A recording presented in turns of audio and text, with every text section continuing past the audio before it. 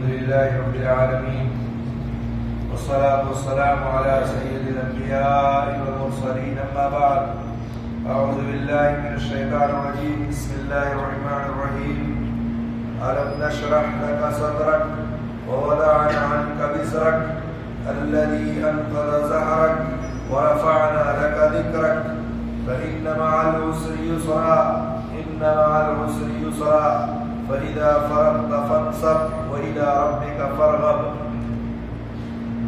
یہ سورہ الم نشرح ہے، مکی سورت ہے.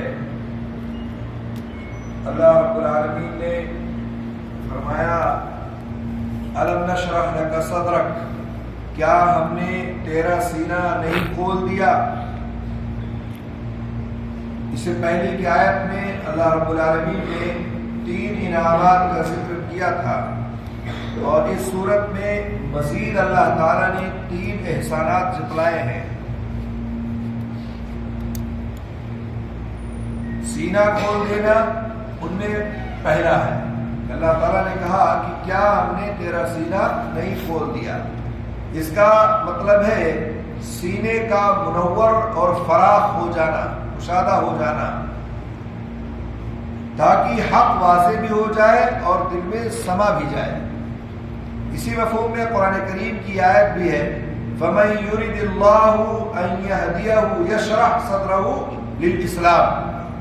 جس کو اللہ تعالیٰ ہدایت سے نوازنے کا ارادہ کرے اس کا سینہ اسلام کے لیے کھول دیا جاتا ہے، یعنی وہ اسلام کو دین حق کے طور پر پہچان بھی لیتا ہے اور اسے قبول بھی کر لیتا ہے. اس شرح صدر میں وہ شق صدر بھی آ جاتا ہے، یعنی سینے کا پھاڑنا، چاک کرنا، جو معتبر روایات کی روح سے 2 مرتبہ نبی کریم صلی اللہ علیہ وسلم کا کیا گیا. ایک مرتبہ بچپن میں آپ کے سینے کو چاک کیا گیا جبکہ آپ صلی اللہ علیہ وسلم عمر کے 4تھے سال میں تھے، یعنی 4تھے سال کی عمر میں آپ کے سینے کو چاک کیا گیا. حضرت جبرائیل علیہ السلام آئے اور انہوں نے آپ صلی اللہ علیہ وسلم کا دل چیرا اور اس سے وہ حصہ شیطانی نکال دیا جو ہر انسان کے اندر ہے، پھر اسے دھو کر بند کر دیا. صحیح مسلم کی روایت میں ہے. دوسری مرتبہ معراج کے موقع پر، اس موقع پر آپ صلی اللہ علیہ وسلم کا سینہ مبارک چاک کر کے دل نکالا گیا، اسے آب زمزم سے دھو کر اپنی جگہ پر رکھ دیا گیا اور اسے ایمان و حکمت سے بھر دیا گیا. یہ صحیح بخاری اور صحیح مسلم کی روایت ہے. اللہ تعالیٰ نے کہا کیا ہم نے تیرا سینہ نہیں کھول دیا؟ ایک تو سینہ کھولنے کا مطلب ہے کہ آپ کے سینے کو کھولنا، منور کرنا، فراخ کرنا، اور دوسرا مطلب ہے کہ آپ کے سینے کو چاک کر کے اور دھل کر کے اور دوبارہ کیا ہم نے اس کو واپس نہیں کر دیا، رکھ نہیں دیا. وَوَضَعْنَا عَنْكَ ذِكْرَكَ، اور تجھ پر سے تیرا بوجھ ہم نے اتار دیا. یہ بوجھ سے قبل 40 سالہ وہ دور زندگی سے متعلق ہے. اس دور میں اگرچہ اللہ نے آپ صلی اللہ علیہ وسلم کو گناہوں سے محفوظ رکھا، کسی بت کے سامنے آپ کبھی سجدہ ریز نہیں ہوئے، کبھی شراب نوشی نہیں کی، کبھی دیگر برائیوں سے آپ دامن کش نہ رہے. تاہم معروف معنوں میں اللہ کی عبادت اور اطاعت کا نہ آپ صلی اللہ علیہ وسلم کو علم تھا، آپ صلی اللہ علیہ وسلم نے نہ کی. اس لیے آپ صلی اللہ علیہ وسلم کے دل و دماغ پر اس 40 سالہ عدم عبادت اور عدم اطاعت کا بوجھ تھا کہ ہم نے 40 سال کوئی عبادت نہیں کی، کوئی اطاعت نہیں کی. یہ آپ صلی اللہ علیہ وسلم کے دل پر ایک طرح کا بوجھ تھا جو حقیقت میں نہیں تھا، لیکن آپ صلی اللہ علیہ وسلم کے احساس و شعور نے اسے بوجھ بنا رکھا تھا. اللہ نے اسے اتار دینے کا اعلان کیا اور فرمایا، آپ صلی اللہ علیہ وسلم پر احسان فرمایا. یہ گویا وہی مفہوم ہے جو اللہ تعالیٰ نے سورہ فتح میں کہا ہے لِيَغْفِرَ لَكَ اللَّهُ مَا تَقَدَّمَ مِن ذَنبِكَ وَمَا تَأَخَّرَ. بعض کہتے ہیں کہ نبوت کا بوجھ تھا جسے اللہ نے ہلکا کر دیا، یعنی اس راہ کی مشکلات برداشت کرنے کا حوصلہ اور تبلیغ دعوت میں آسانیاں پیدا فرما دی.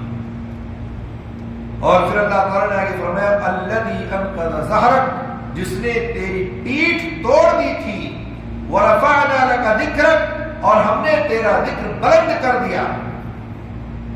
اللہ تعالیٰ نے ذکر بلند کر دیا، جہاں اللہ کا نام آتا ہے وہی آپ صلی اللہ علیہ وسلم کا نام بھی آتا ہے۔ مثلا اذان ہے، اشہد ان لا الہ الا اللہ، اشہد ان محمد رسول اللہ۔ مثلا نماز ہے، اور دیگر بہت سے مقامات پر گزشتہ کتابوں میں آپ صلی اللہ علیہ وسلم کا تذکرہ اور صفات کی تفسیر ہے، فرشتوں میں آپ کا ذکر خیر ہے، آپ صلی اللہ علیہ وسلم کی اطاعت کو اللہ نے اپنی اطاعت قرار دیا، اور اپنی اطاعت کے ساتھ ساتھ آپ صلی اللہ علیہ وسلم کی اطاعت کا بھی حکم دیا۔ تو کہا ہم نے تیرا ذکر بلند کر دیا ہے، جہاں جہاں اللہ کا ذکر وہاں اللہ کے رسول صلی اللہ علیہ وسلم کا ذکر ہے۔ فَإِنَّ مَعَ الْعُسْرِ يُسْرًا، بس یقیناً مشکل کے ساتھ آسانی ہے۔ إِنَّ مَعَ الْعُسْرِ يُسْرًا، بے شک مشکل کے ساتھ آسانی ہے۔ یہ آپ صلی اللہ علیہ وسلم کے لیے اور صحابہ کے لیے خوشخبری ہے کہ تم اسلام کی راہ میں جو تکلیفیں برداشت کر رہے ہو تو گھبرانے کی ضرورت نہیں ہے، اس کے بعد بھی اللہ نے تمہیں فراغت اور آسانی سے نوازے گا۔ مشکلات تو ضرور آ رہی ہے، لیکن اس کے بعد آسانیاں بھی آنے والی ہے، آئے گی۔ چنانچہ ایسا ہی ہوا جسے ساری دنیا جانتی ہے کہ بعد میں اسلام کا بول بالا ہوا، فتوحات بڑھ گئے، اور ہر طرح کی آسانی اللہ تعالیٰ نے پیدا فرما دی۔ فَإِذَا فَرَغْتَ فَانصَبْ، بس جب تو فارغ ہو تو عبادت میں محنت کر، یعنی نماز سے یا تبلیغ یا جہاد سے تو دعا میں محنت کر، یا اتنی عبادت کر کہ تو تھک جائے۔ تو اللہ نے اپنے نبی سے کہا کہ جب فارغ رہو یا فارغ ہو تو عبادت میں خوب محنت کرو، وَإِلَىٰ رَبِّكَ فَارْغَب، اور اپنے پروردگار کی طرف دل لگا، یعنی اسی سے جنت کی امید رکھ، اسی سے اپنی حاجتیں طلب کر، تمام معاملات میں اسی پر اعتماد اور بھروسہ رکھ، وہی رب ہے جو تیرا سب کچھ کرنے والا ہے۔ تو اللہ نے کہا اپنے پروردگار ہی کی طرف دل لگا کر رکھ، کسی اور کی طرف نہ جا۔ اللہ رب العالمین سے دعا ہے اللہ تعالیٰ ہم سب کو قرآن و سنت کا پابند بنائے اور اس پر عمل کرنے کی توفیق عطا فرمائے۔ آمین یا رب العالمین۔ السلام علیکم۔